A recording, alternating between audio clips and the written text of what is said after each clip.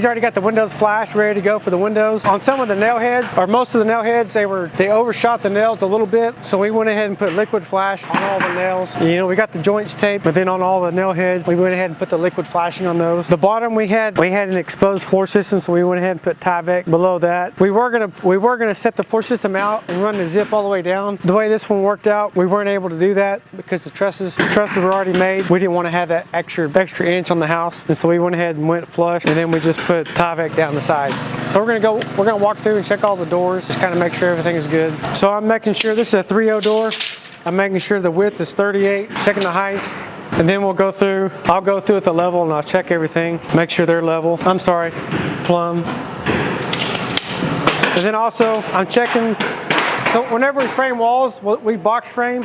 And so a lot of times I'll run that plate all the way across and then we cut the door out later. What I'll do is make sure that these bottoms, make sure that they got secured really good. So he did a really good job. He's got it nailed here, he's got it nailed here. Especially these little guys, they get missed. And so sometimes that'll be sitting there loose. And so we gotta make sure those get secured really good, because you don't want a door swinging and the bottom just kind of flopping around. So we check that, make sure that's good. I'm checking to make sure that he's got his flashing correct.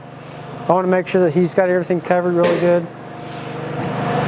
because this point right here is where water likes to get in, and so I want to make sure that's good and flashed properly. We're making sure all the T's, corners are nailed all the way down. So he's got his hurricane ties. Got to get hurricane ties on all the trusses, or we got to put a truss screw. Sometimes we do that. Also, we're making sure the bracing on the trusses is done correctly. He's got his X braces up top. He's got his lateral bracing in.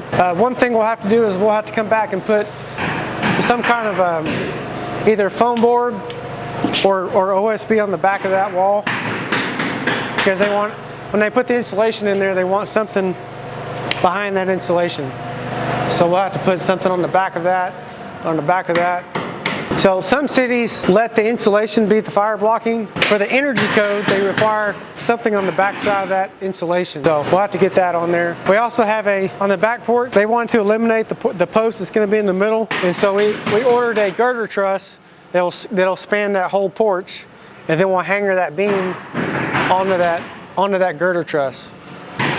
So we did that on a house recently, a few months ago, and so they really like that look, and so that's what we're going to do here.